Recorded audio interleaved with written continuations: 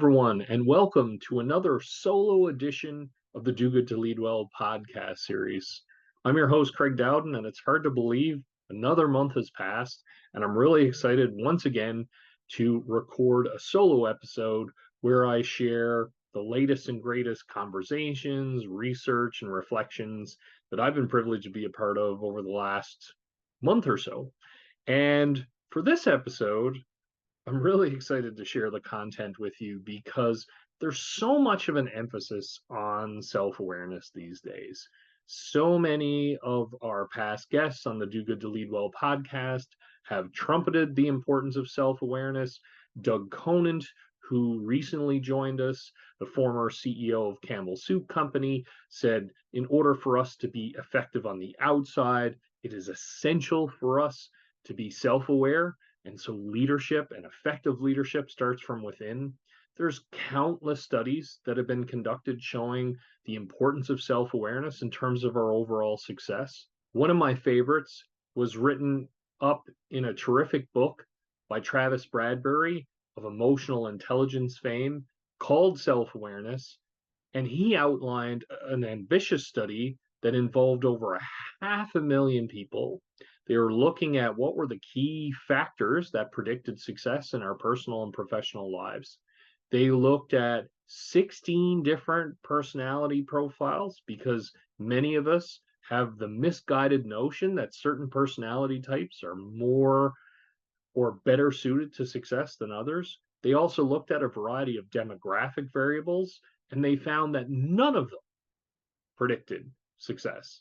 The only variable that they examined across 500,000 people that predicted success was level of self-awareness. Now, what's fascinating about all of this research is despite its importance, self-awareness is relatively rare.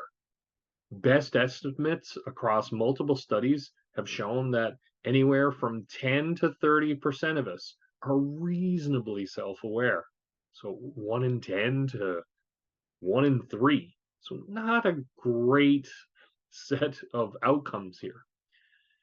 And there's some terrific work done by Tasha Eurich in her wonderful book, Insight. And I want to share that with you today in terms of her framing of the whole idea of self-awareness, because I think it provides compelling insight and actionable insight in terms of what we can do to maximize our ability to understand ourselves and have an accurate self-representation.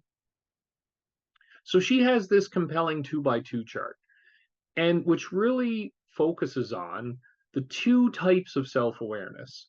Number one being internal self-awareness, which, as the name suggests, looks at how well we know ourselves, our values, our passions, our aspirations, all of those things that make up who we are, the things that make us tick. So that's internal self-awareness. An equally valuable companion is also external self-awareness.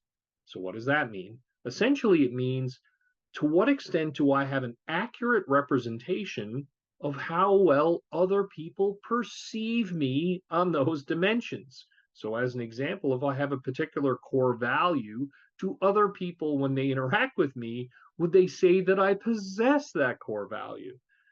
So this is really fantastic insight because essentially self-awareness, as you can probably predict, are when both of these different types of self-awareness are maximized. And therein lies the power of the 2x2.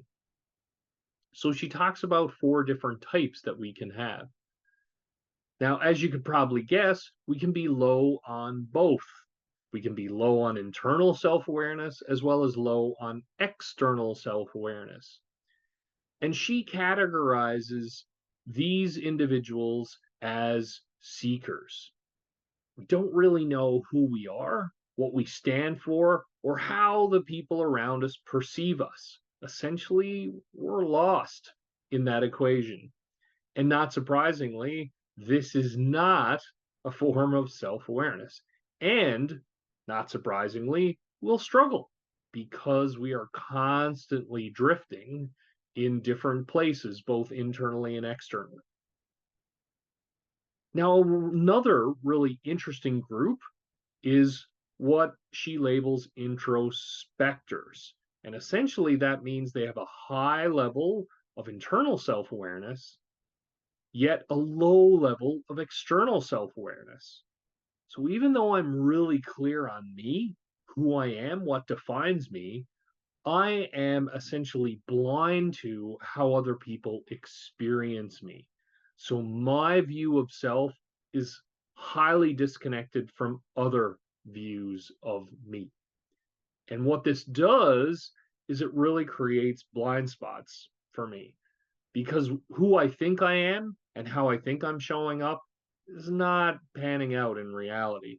So there's a massive disconnect. So even though I think I'm incredibly approachable and warm and friendly, other people don't experience me that way. So again, thus the label introspectors.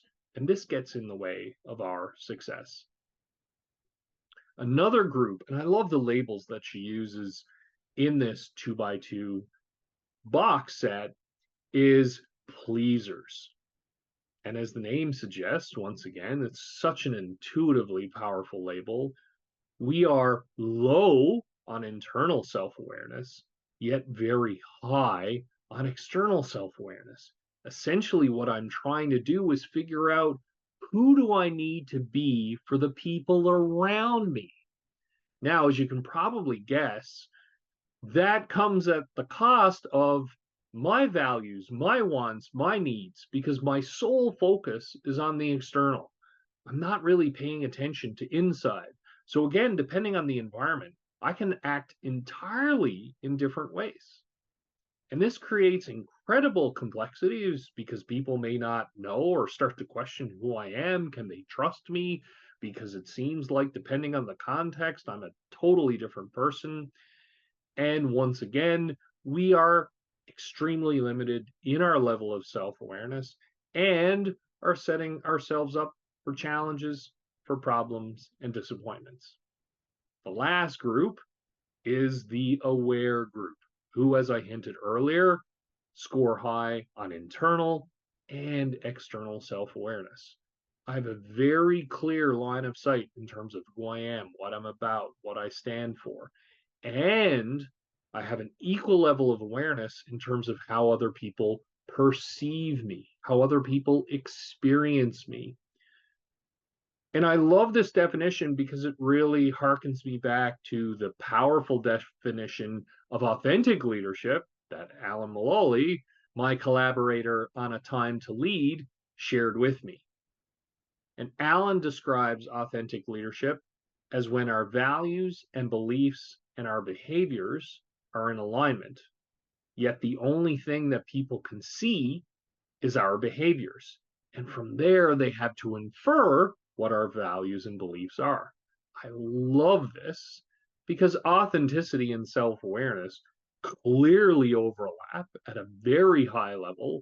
And in fact, self awareness is one of the critical elements of authentic leadership based on one of the most compelling frameworks presented. And so now, by knowing who I am and how I come across to others, I can maximize that alignment. I can maximize the chances that other people will perceive me as I perceive me. Well, despite the power and interesting nature of this 2x2, perhaps one of the things that we most want to think about is, how do I become aware? How can I avoid the pitfalls of being a seeker, a pleaser, or an introspector? Well, the best way to bridge that gap between my self awareness and others' awareness or perceptions of me is through feedback. And in my last solo episode, or one of my previous solo episodes, I talked about how we can have engaging feedback conversations, how we can deliver feedback effectively. And so this is something that all of us can do. We can proactively ask people how they experience us. What are 3 to 5 words that they would describe, that they would use to describe us in conversation? We can ask people if we feel we're highly approachable. hey, on a scale of 0 to 10, tell me how approachable do you think I am?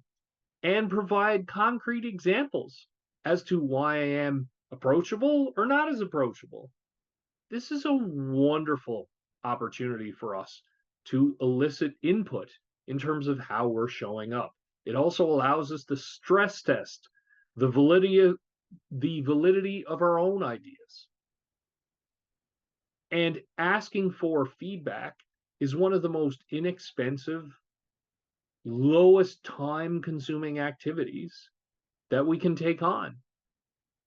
It's so easy to walk up to people and ask them for their perspective on us.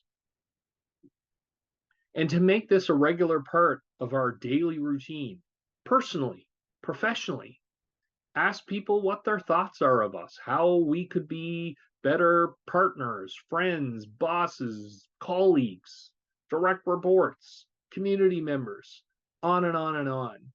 So focusing in on obtaining as much feedback as we can, stressing to others how important this is for us, why we want it, how we want to improve.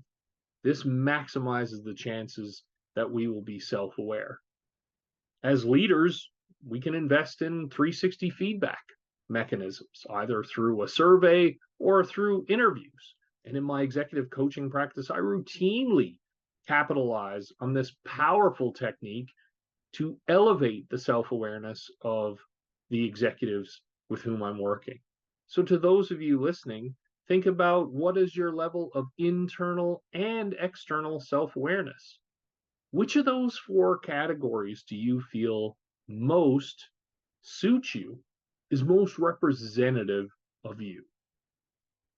And remember, the best way to ensure that we spend the bulk of our time in the awareness category, in the aware category, is to master the breakfast of champions feedback. Because through others' observations, we can ensure we're having the impact that we most desire in the world.